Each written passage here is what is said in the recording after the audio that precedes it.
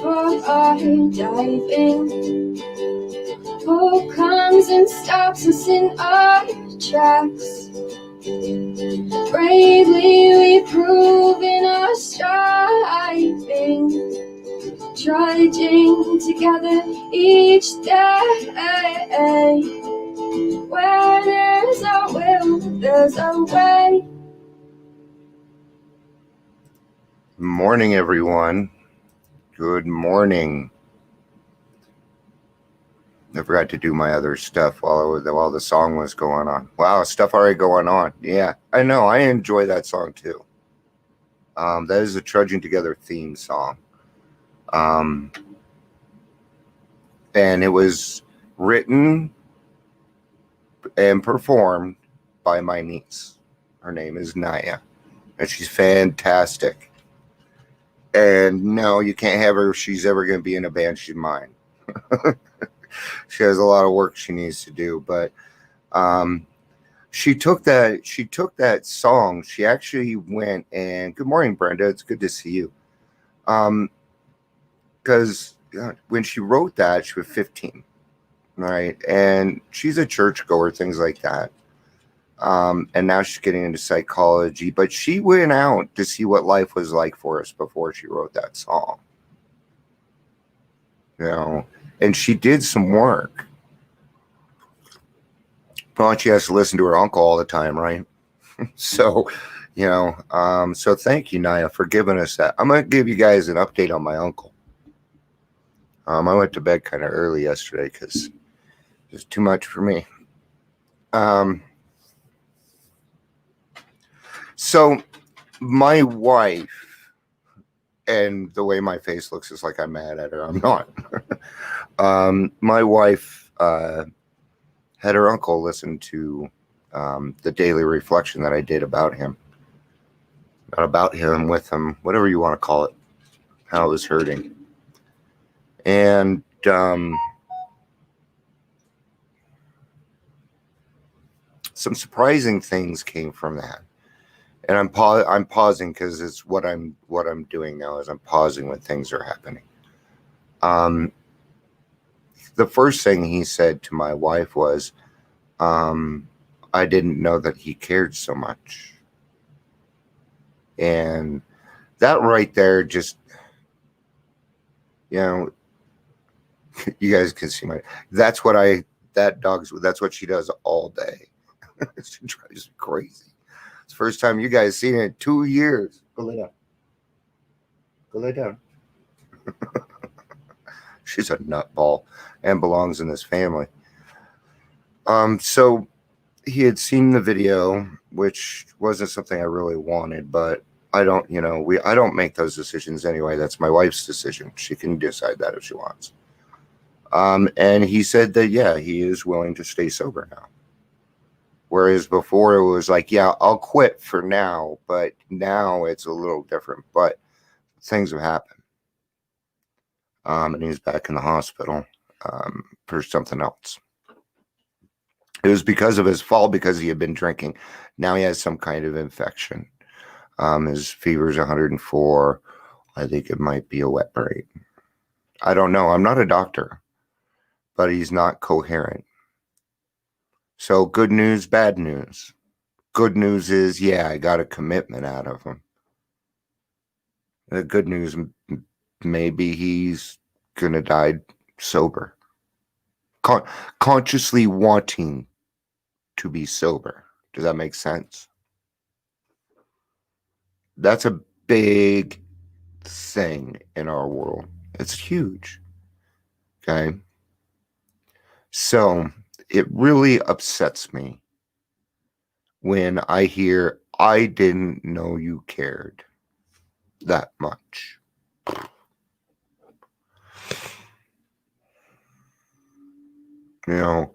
I really do truly feel that way about every single person that needs a chance in this program. I do. I feel that way. Maybe I'm some, emotionally messed up dude. I don't know. I have a lot of fun in my own head. So if I do, then fuck, I'm going to embrace it. I know I'm not, you guys. I know I'm not. But I want people to know that. I don't give a fuck who you are. I love you. Period. And I want you to have a chance at everything good in life like I did. Because I know what it's like to live the life you're living. And it's horrible. It's horrid. My life was. Let's get into today's readings. Dion just paused right there. So let's remember that, guys. That tells me something. Am I not putting enough out?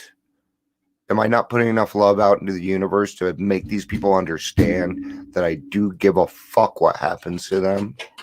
That I care? My dog just ran away because I hit the table. Did you guys hear her walk up the stairs? She's very skittish. All right. All right. Well, it's going to be Brendan and I going over total acceptance. He cannot picture life without alcohol. Someday he will be unable to imagine life either with alcohol or without it. Then he will know loneliness such as few do. He will be at the jumping off place.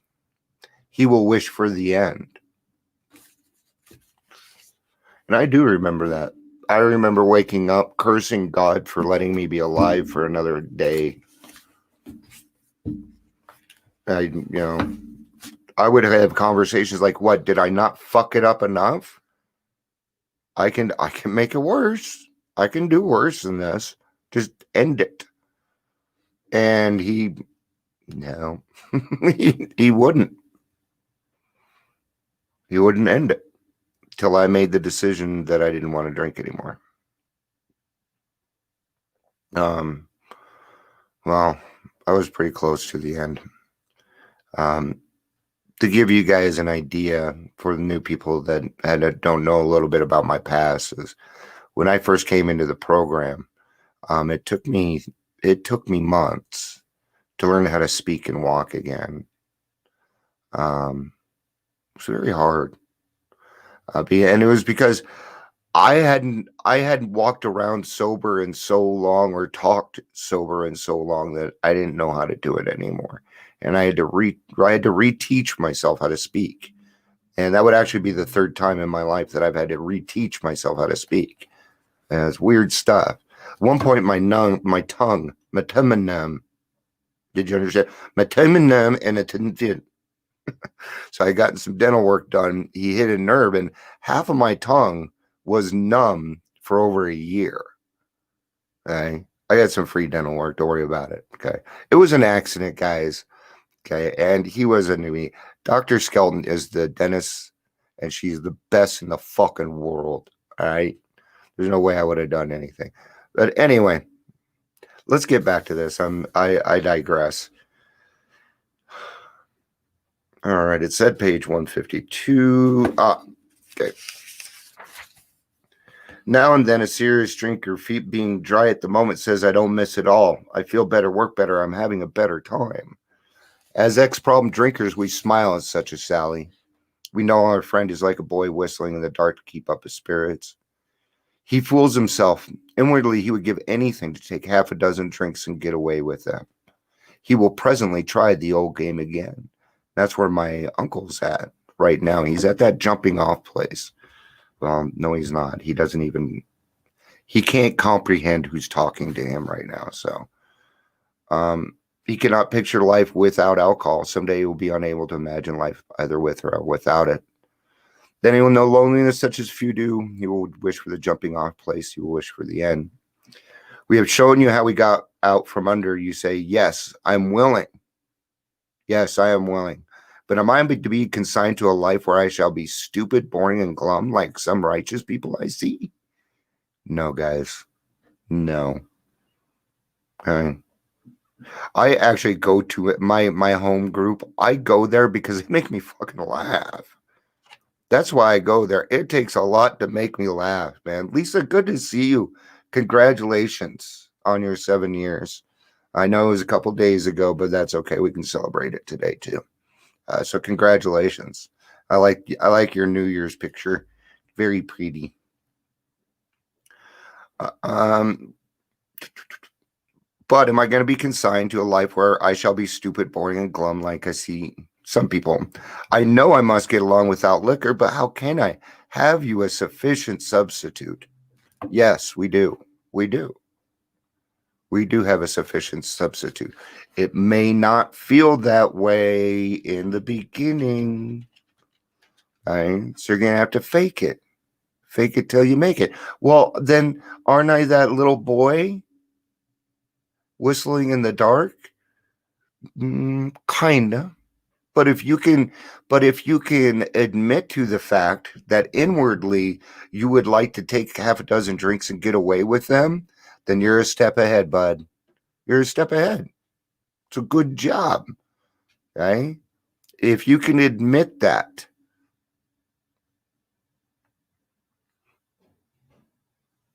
Yes, there is a substitute. It is vastly more than that. It is the fellowship of Alcoholics Anonymous. There you will find release from care, boredom, and worry. Your imagination will be fired. Life will mean something that lasts. The most satisfactory years of your existence lie ahead. Thus, we find the fellowship, and so will you. All right. Now, and then that might get to a place, this is what I love about AA. Your imagination is going to be fired. You're going to be just, oh, I'm doing so great. You're on a pink cloud, dude, there. You better watch it. Don't do that shit to people, man. Don't. It's so fucking rude. It is. Hey, not everything lasts forever. Just remember this. But yeah, go to the rooftops and fucking shout then. Because obviously people don't know that we fucking love you. They don't know. I think I'm just going to walk around to people and be like, I love you. I love you. I love you. I love you. I'm just going to start doing it, man. Why not? Don't you think it would be incredible just to see what would happen? I think it'd be really cool to see what kind of reaction. Maybe one day you said that to somebody you don't know, and they just fucking needed to hear that.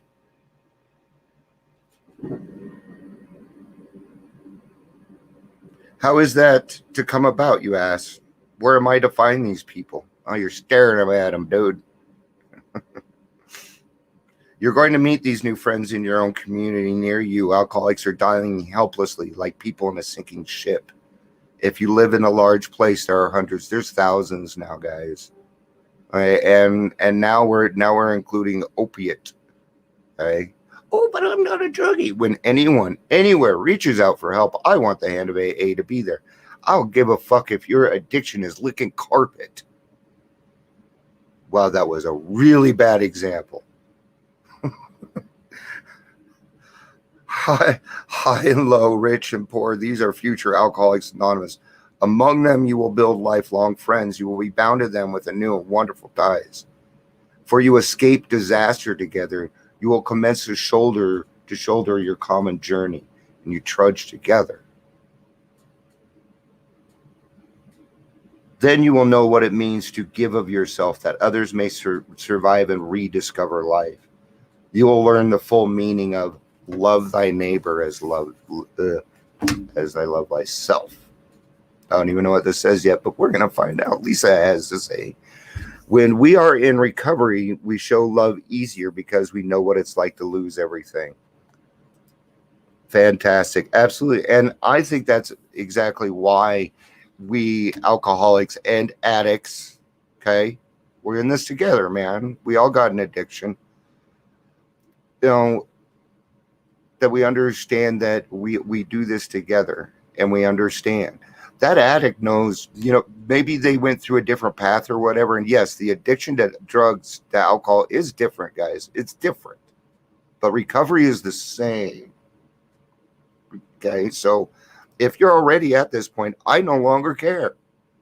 That doesn't matter. Okay. I have people on here that are normies that listen to me. And I'd like to actually, if we could have a prayer for my friend Jim. That's my uncle.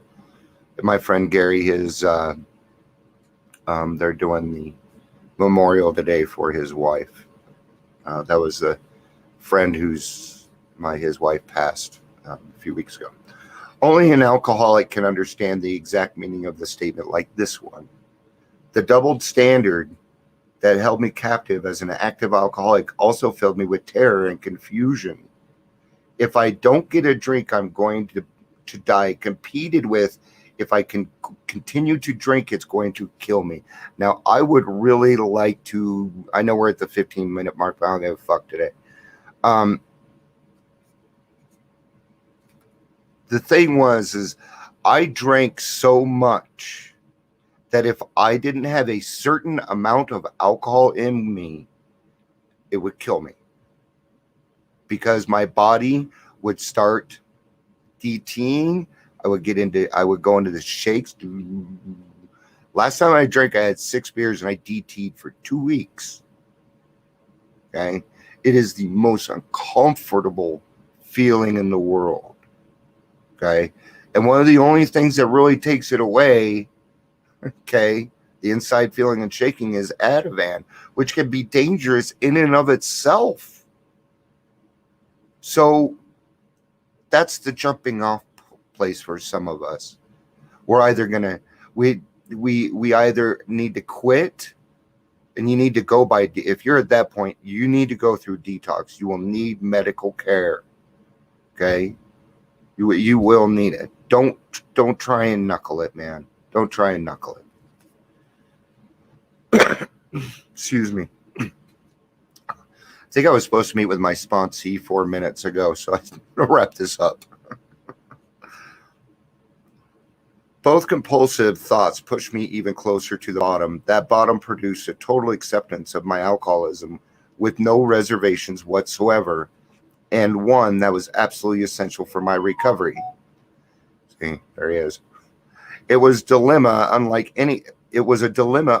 anything I had ever faced. But as I found out later on, a necessary one if I was to succeed in the program. Yes, most definitely necessary, because it's the glue that holds us in, man.